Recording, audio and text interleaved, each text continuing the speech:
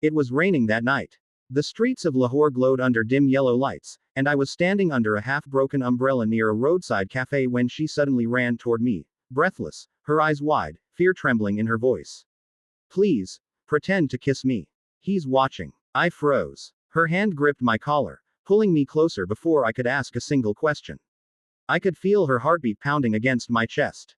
I whispered, half shocked, half concerned, "Everything okay, my love?"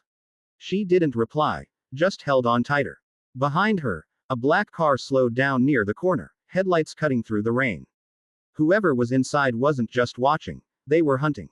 That's the moment everything changed. My name is Aeon, a 27-year-old photographer trying to rebuild his life after losing everything in a car accident 2 years ago. I had lost my fiancé, my passion, and the fire to live. Photography used to be my escape, but after that night, every click of the camera reminded me of what I'd lost.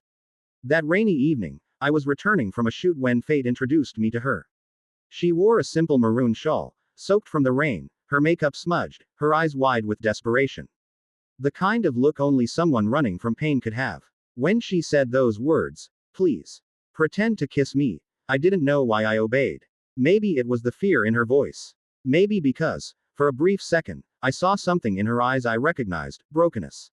The car behind us lingered for a moment, then sped off.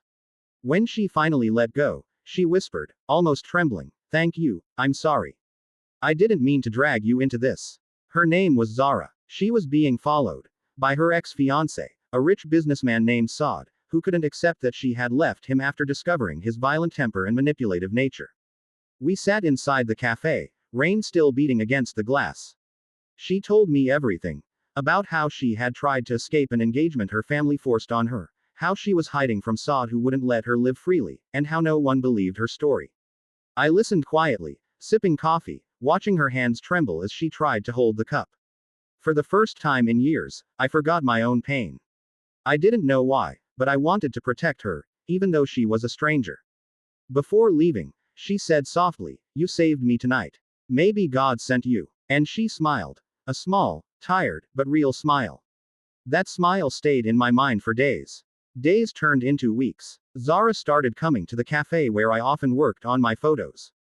Sometimes she brought her sketchbook. She was an artist, she said, who once dreamed of illustrating children's books. We began to talk, laugh, and share pieces of our broken pasts. She learned about my lost fiancé. I learned about the cage her family had built around her. Slowly, the distance between two strangers began to shrink. But fate wasn't done testing us. One night, when I was locking up the cafe, I found Zara waiting outside, pale, shaken. She whispered, "He's back. He found me." I didn't think. I just took her hand and said, "Come with me." We ran through the empty streets until we reached my apartment. I gave her a blanket and tea, and she broke down crying. For the first time, she wasn't pretending to be strong. That night, as she slept on the couch, I watched her, realizing that this was more than just protecting someone. It was feeling alive again. But the next morning, Saad came. He showed up at my door, furious. "Stay away from her. She's mine." For a moment, my fear returned, the same helplessness I felt when I couldn't save the woman I once loved. But this time, I refused to run. I stepped between them. "She's not an object, Saad. She chose to walk away. Respect that." Saad laughed bitterly. "And who are you? Her hero?" Zara stepped forward, her voice steady now. "No. He's the man who treated me like I mattered, something you never did." For the first time, Saad's arrogance cracked. He left, slamming the door. Zara turned to me, tears in her eyes. "You didn't have to do that." I smiled softly. "Maybe not. But maybe this time, pretending to be your love wasn't pretending anymore." She smiled through her tears. "You really said that again. Everything okay, my love?" We both laughed. A real, healing kind of laughter. A year later, one of my photos won an award. A picture of Zara standing by the same cafe window where we first met, smiling as rain fell outside. The caption read, "Sometimes love begins with fear, and ends with peace." We opened a small art studio together. Her drawings, my photographs, a space for stories told by those who survived their storms. Whenever someone asked how we met, we both just smiled and said, "It started with a kiss that never happened, but changed everything." True love doesn't begin with perfection. It begins with protection, trust, and healing. Sometimes, Two broken souls meet not by accident, but because destiny knows they can fix each other in ways no one else can.